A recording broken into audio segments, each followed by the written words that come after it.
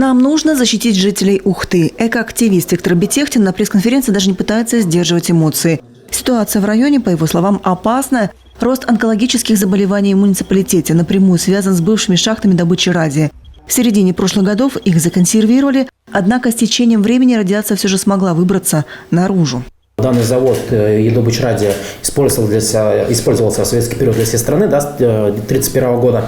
А потом, в 50-х годах, он просто был брошен.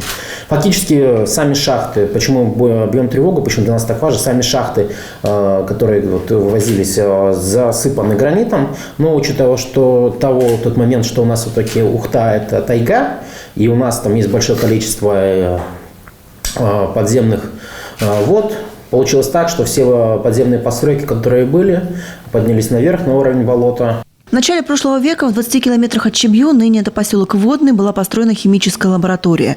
В ней исследовали радиоактивные воды, природные и попутные газы, процессы бурения. В результате в 1931-м удалось организовать промысел, на котором радиевый концентрат впервые в мировой практике стали извлекать из подземных минерализированных вод. Всего через 3 года воду добывали уже из 59 скважин. Однако довольно скоро промысел оказался не востребован. Добыча радия была прекращена из-за высокой себестоимости получаемого продукта и введения в практику искусственных радиоизотопов. Но отголоски от былой деятельности мы слышим и сегодня. Со слов экоактивистов, фонят якобы уже не только сами скважины, но и весь лес в округе. И это страшно, потому что рядом около Водного и Яриги большое количество мелких ручьев, которые впадают в реку Ухта. Между тем люди там рыбачат и ходят в лес по грибы. Там мы обнаружили повышение радиационного фона. То есть от чего это все происходит? Дело в том, что там в свое время были шахты по добыче радия, и эти шахты не были законсервированы.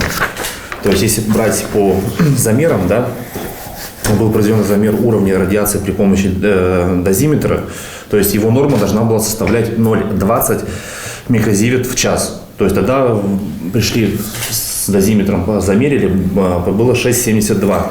Ситуацию, по мнению экоактивистов, нельзя затягивать, а потому со своей стороны они уже обратились в региональное министерство природных ресурсов и прокуратуру. Они просят провести проверку скважин, а после и полную консервацию, причем новыми экологическими и инновационными методами. И для этого нужно подключать и федеральные структуры. Кроме того, сегодня важно еще донести до людей информацию об опасности. И сделать это можно, помечая на картах места с высоким уровнем угрозы.